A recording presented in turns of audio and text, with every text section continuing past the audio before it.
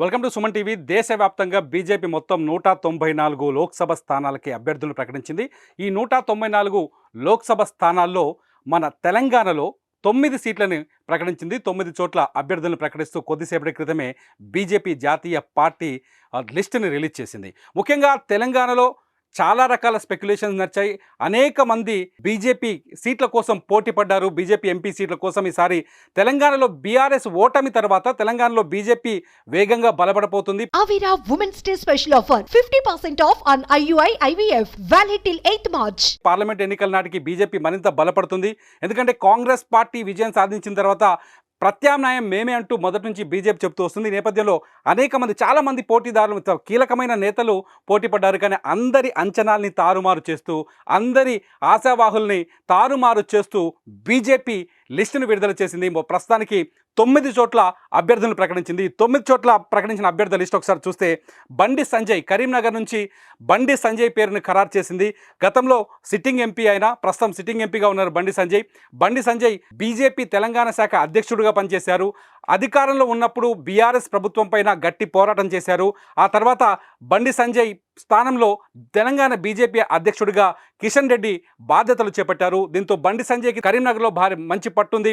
బండి సంజయ్ మరోసారి విజయం సాధిస్తారని చెప్పేసి బీజేపీ చాలా బలంగా విశ్వసిస్తోంది. ఈ నేపథ్యంలోనే బండి సంజయ్ని కరీంనగర్ నుంచి ఖరారు చేసింది. ఆ తర్వాత ధర్మపురి అరవింద్ నిజామాబాద్ ఎంపీగా ఉన్నారు. ఈయన కూడా సిట్టింగ్ ఎంపీ. గతంలో 2019లో మంచి మెజార్టీతో ఆయన నిజామాబాద్ నుంచి గెలిచారు. కాకపోతే ధర్మపురి అరవింద్ పసుపు బోర్డు పైన ఇచ్చిన హామీ కొంత వివాదాస్పదంగా మారింది. బీఆర్ఎస్ అధికారంలో ఉన్న బీఆర్ఎస్ ధర్మపురి అరవింద్ని పసుపు బోర్డు కోణంలోనే టార్గెట్ చేస్తూ వచ్చింది. అయితే ఈసారి తెలంగాణ అసెంబ్లీ ఎన్నికల్లో ధర్మపురి అరవింద్ కోరుట్ల నుంచి ఎమ్మెల్యేగా పోటీ చేశారు. కానీ ఆయన విజయం సాధించలేకపోయారు. దీంతో ధర్మపురి అరవింద్కు టికెట్ రాదు. మరో కొందరు వ్యక్తుల పేర్లు తెరపైకి వచ్చాయి నిజామాబాద్లో. కానీ అధిష్టానం బీజేపీ జాతీయ నాయకత్వం మాత్రం ధర్మపురి అరవింద్ వైపే మొగ్గు చూపింది. ధర్మపురి అరవింద్కే మళ్ళీ నిజామాబాద్ ఎంపీ సీటుని కట్టబెట్టింది.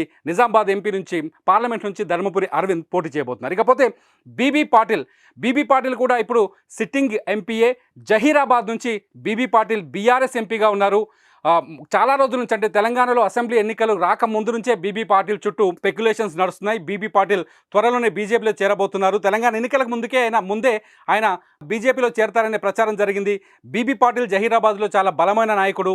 మొదటి నుంచి బీబీ పాటిల్కి మంచి ఫాలోవర్స్ ఉన్నారు. జహీరాబాద్ నుంచి చాలా మంది వ్యాపారవేత్తలు చాలామంది టికెట్ని ఆశించారు. కానీ బీజేపీ అధిష్టానం మాత్రం ఫైనల్గా బీబీ పాటిల్ పేరుని ఫైనల్ చేసింది.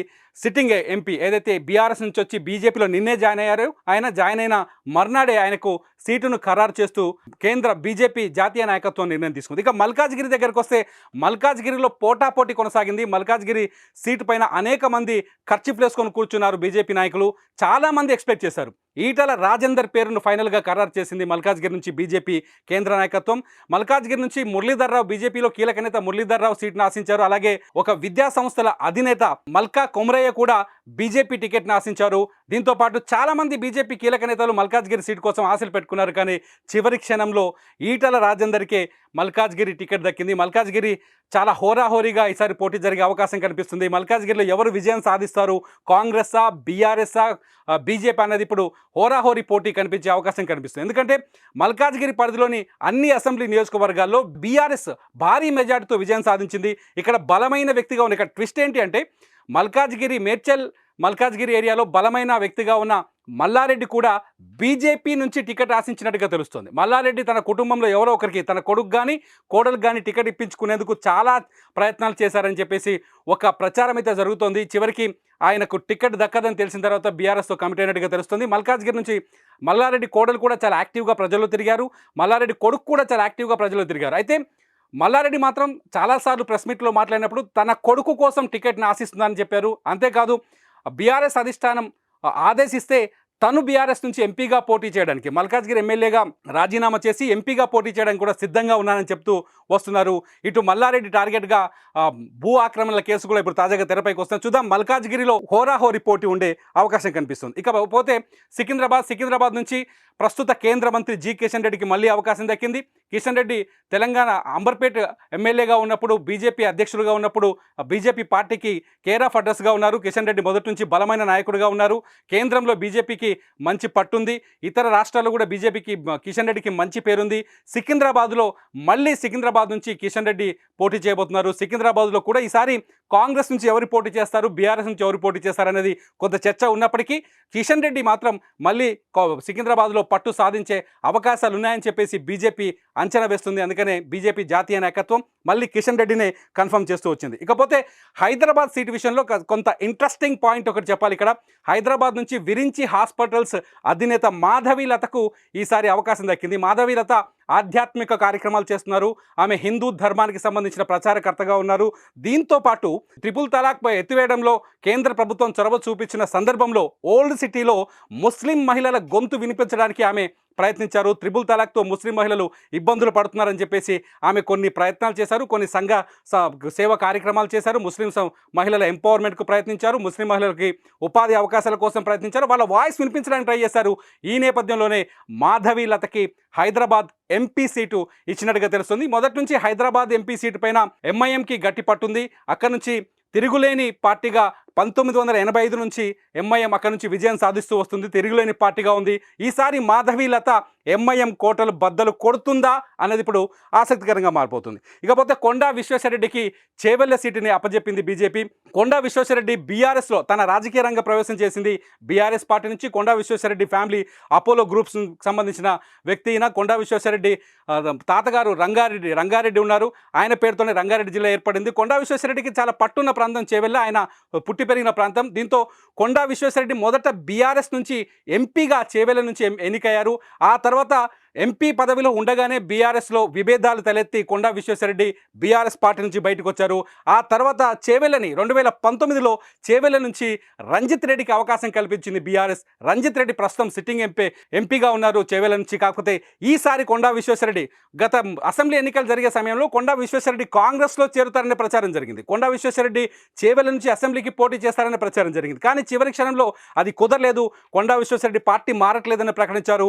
కొండా విశ్వేశ్వరరెడ్డికి బీజేపీ అవకాశం కల్పించింది. ఈసారి కొండా విశ్వేశ్వరరెడ్డి పువ్వు గుర్తుపైన పువ్వు గుర్తుపైన చేవెళ్ళ పార్లమెంటు లోక్సభ స్థానం నుంచి ఎన్నికల బరిలోకి దిగబోతున్నారు. ఆయన పేరు ఖరారైపోయింది. ఇకపోతే నాగర్ కర్నూలు భరత్ ఉన్నారు, ఎంపీగా భరత్ ఉన్నారు. ఈయన ప్రస్తుత సిట్టింగ్ బీఆర్ఎస్ ఎంపీ రాములు కొడుకు. భరత్ ఎన్నికలకు ముందు, తెలంగాణ ఎన్నికలు అయిన తర్వాత భరత్ బీజేపీలో చేరారు. ప్రస్తుతం సిట్టింగ్ ఎంపీ ఎవరైతే రాములు ఉన్నారో రాములి సొంత కొడుకు భరత్. ఆ భరత్ రాములు ప్లేస్లో బీఆర్ఎస్ ఎంపీ కొడుకు రాములు కొడుక్కి బీజేపీ ఈసారి అవకాశం కల్పించింది. ఒక్కసారిగా నాగర్ కర్నూలులో రాజకీయం మారిపోయింది. అసెంబ్లీ ఎన్నికల్లో కూడా నాగర్ కర్నూలు సెగ్మెంట్ చాలా వీక్గా కనిపించింది బీఆర్ఎస్ నుంచి. కాంగ్రెస్ చాలా బలంగా ఉంది మహబూబాబాద్లో, నాగర్ కర్నూలు ఏరియాలో. సో ఈసారి ప్రభుత్వ వ్యతిరేక ఓటు కావచ్చు, బీఆర్ఎస్ వ్యతిరేక ఓటు కావచ్చు, తమకి కలిసి వస్తుందనే ఆలోచనలో బీజేపీ ఆలోచిస్తున్నట్టుగా తెలుస్తుంది. ఈ నేపథ్యంలోనే రాములు కుమారుడు భరత్కి అవకాశం కల్పించినట్టుగా తెలుస్తుంది. ఇక భువనగిరికి వచ్చేసరికి బూరా నర్సయ్య గౌడ్ కూడా తన రాజకీయ రంగ ప్రవేశం టీఆర్ఎస్ ద్వారా చేశారు. బీఆర్ఎస్ ద్వారా బూరా నర్సయ్య గౌడ్ గతంలో భువనగిరి ఎంపీగా ఎన్నికయ్యారు. బూరా నర్సయ్య గౌడ్ తెలంగాణ ఉద్యమంలో డాక్టర్ల తరఫున చాలా పోరాటం చేసిన వ్యక్తి. బూరా నర్సయ్య గౌడ్ మొదటి నుంచి భువనగిరిలో చాలా బలంగా పనిచేస్తున్నారు. భువనగిరి నియోజకవర్గంలోని అన్ని ప్రాంతాల్లో తన మార్కు ఉండేలా ప్రయత్నిస్తూ వస్తున్నారు.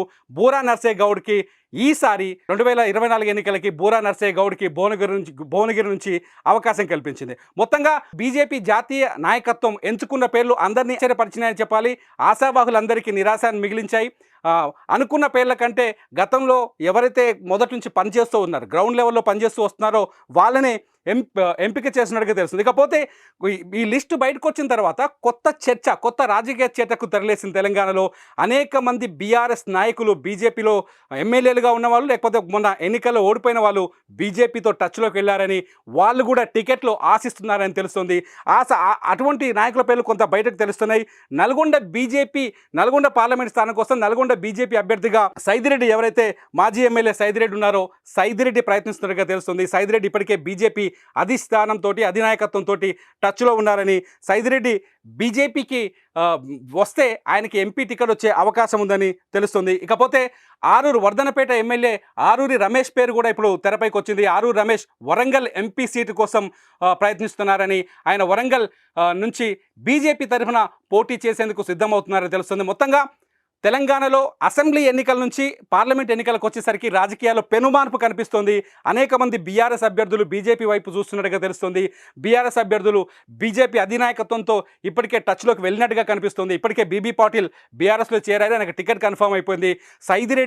సైదిరెడ్డితో పాటు ఇప్పుడు ఆరూరి రమేష్ పేరు కూడా తెరపైకి రావడంతో తెలంగాణలో కొత్త ఆసక్తికరమైన రాజకీయానికి తెరలేసినట్టుగా తెలుస్తుంది. ఇంకా మరికొన్ని స్థానాలు పెండింగ్లో ఉన్నాయి. రెండో లిస్టులో మిగతా తెలంగాణ అభ్యర్థుల పేరు కూడా ఖరారు చేసే అవకాశం కనిపిస్తుంది. చూద్దాం ఈ అభ్యర్థుల పేర్లు ఖరారైన తర్వాత తెలంగాణలో రాజకీయ పరిణామాలు ఎటువైపు తిరుగుతాయి, ఏ మలుపు తిరుగుతాయో ఎదురు చూద్దాం.